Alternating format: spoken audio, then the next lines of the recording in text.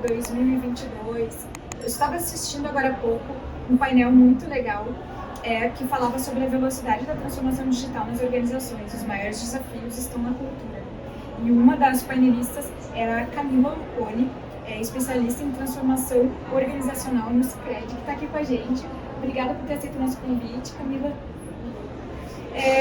Fala um pouquinho para nós, então, quais que são esses desafios culturais com relação à transformação digital, né? Pelo menos na tua vivência, assim, que tu tens observado do mercado. Legal. Sabe que eu achei muito interessante no nosso painel, que os desafios que o Scred está passando, eu nunca tinha falado com a Maurício da Areias e eles também estão passando, né? Então, vem muito ao encontro daquilo que a gente vive como sociedade, de trabalhar mais com começo e meio fim, com projeto, com estruturas mais rígidas, mais lineares, e tudo isso que a gente está enfrentando de conseguir trabalhar com complexidade, de um jeito mais ágil, é um desafio para nós, e eu vejo que não é só para nós, né? Acho que todo mundo está passando por isso também.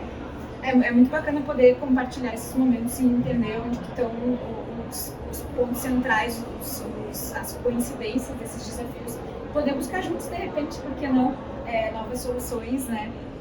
Um ponto que foi conversado ali que eu queria abordar contigo é qual que é a importância de cada empresa reconhecer o seu próprio perfil, as suas características, as suas peculiaridades na hora de fomentar a transformação digital, né, e adaptar os seus processos, enfim, o que for necessário, a esse perfil.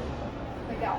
Tem uma metodologia que a gente usou em parte do momento da transformação, que a gente chamava de Star Model, né? Ele é inspirado lá pelo pessoal da Ideal, e acho que uma coisa que eles citam é que a gente pode fazer a mudança de processos, pessoas, ambiente, incentivos, e tem também a mudança da estratégia e da estrutura, mas o primeiro desses pontos que a gente tem que guiar é a estratégia.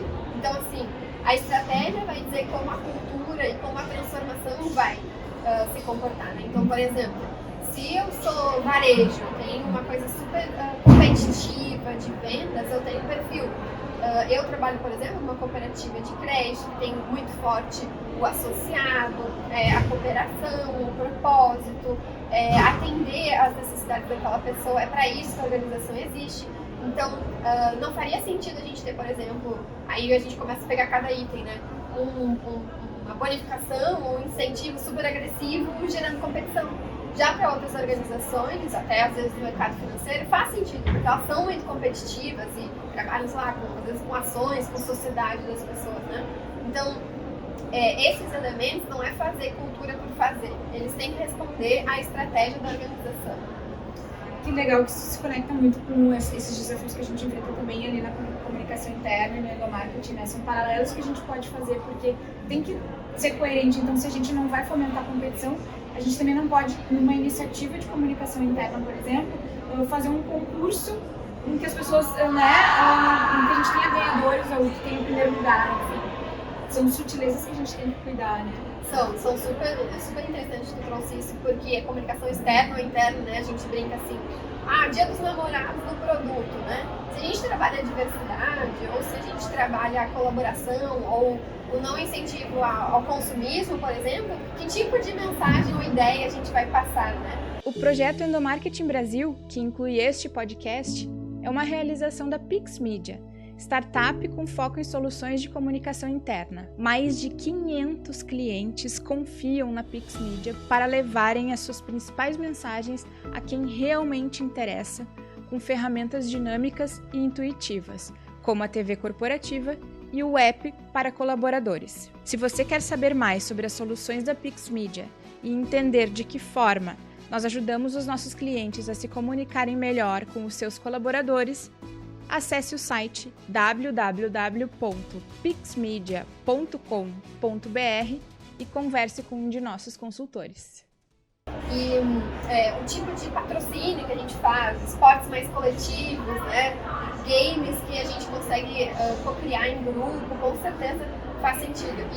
E até eu vejo hoje que uma das questões que a gente tem um profissional que trabalha com a gente, que é de endomarketing, e ele está sempre me ajudando para a gente fazer a nossa estratégia de comunicação. A gente usa as metodologias de gestão da mudança e passa por algumas etapas, né? Uma é gerar consciência, outra é gerar o porquê, outra é desenvolver habilidade. E a gente, então, por exemplo, nessa etapa com ele de gerar os porquês, a gente bota na nossa rede colaborativa, nos nossos canais internos. Mas depois chega uma parte que tem que bater na porta do RH, né, de gestão de pessoas, e agora é habilidade, eu tenho que formar. E depois para sustentar, né, eu nunca mais falo, tem tema? Não, eu tenho que voltar e sustentar junto com a comunicação. Então, essa estratégia que a gente bola para mexer no tema, por exemplo, vou focar menos em entrega e mais em resultado, é com várias entidades da empresa e Endo está super parceirona nos ajudando. É interessante, tem um profissional de endomarketing que faz parte da equipe de transformação, é isso? Isso, ela não é... Como que a gente se organiza, né? Então, a gente tem um time de transformação e as nossas frentes de trabalho, a gente acaba agrupando diferentes profissionais, né? Então, por exemplo, a gente disse, gente, para conseguir fazer isso aqui, a gente tem que ter alguém de RH junto, a gente tem que ter alguém de comunicação junto. Então, uma das pessoas que tem uma pessoa de endomarketing, que o time é maior, né? Que trabalha com a gente, sempre com as nossas pautas, entrando nas nossas agendas, sabendo o que está precisando e já se antecipando de sugestões, de próximos passos que a gente poderia dar. E também, acho que um ponto muito importante, e também nos ajudando a mensurar resultado. A gente está muito nessa batida de tipo, ok, essa comunicação foi efetiva, quantas pessoas acessaram, e aí no final dos nossos, por exemplo, encontros, a gente bota assim, se você fosse explicar a transformação, mais ou menos assim, você conseguiria explicar isso para um colega? De 0 a 10, né? E esse é o nosso indicador com a galera do Endo. Que coisas a gente vai medir para esse ponteiro estar mais lá pro 10, né? Pro 8, pro 9, e a gente já tá melhorando. Ai, que legal. Vamos falar um pouquinho de liderança, né? Como que você vê o papel das lideranças nas questões culturais relacionadas à transformação? Certo. É importante mencionar, né, que o Cicred é um sistema de várias cooperativas e eu estou falando do ponto de vista aqui dentro de um bloco, né, de algumas dessas empresas que ficam e prestam serviços e apoiam, né, todas as cooperativas. Então, estou falando mais nesse sentido aqui. Então, as lideranças do grande sistema, que são 35 mil colaboradores, né, eles passam muito por uma jornada de entender a importância do tema de transformação, para que transformar, por que transformar, e depois do dia a dia para as pessoas aderirem a essa mudança, né? Porque se tu for ver, tu usava um software todo dia ali, agora tu vai ter que usar outro, gera um atrito, é difícil, e as pessoas não podem desistir, tem que mandar feedback, dá um trabalho a mais para depois virar o melhor, né? E para o dia a dia dessa pessoa. Então, esse é um tipo de apoio que a gente precisa das lideranças todas do sistema e das lideranças mais próximas aqui, que é um grupo de 3 mil pessoas e aí tem várias lideranças ali, a gente está falando mais de um tipo de engajamento sobre querer se transformar, né? E que tem sido bem interessante, assim, a adesão tem sido muito boa, muito na estratégia de a gente começou com um time, transformou, gerou resultado, aí veio, também quero. Então a gente está nesse processo que está bem bacana.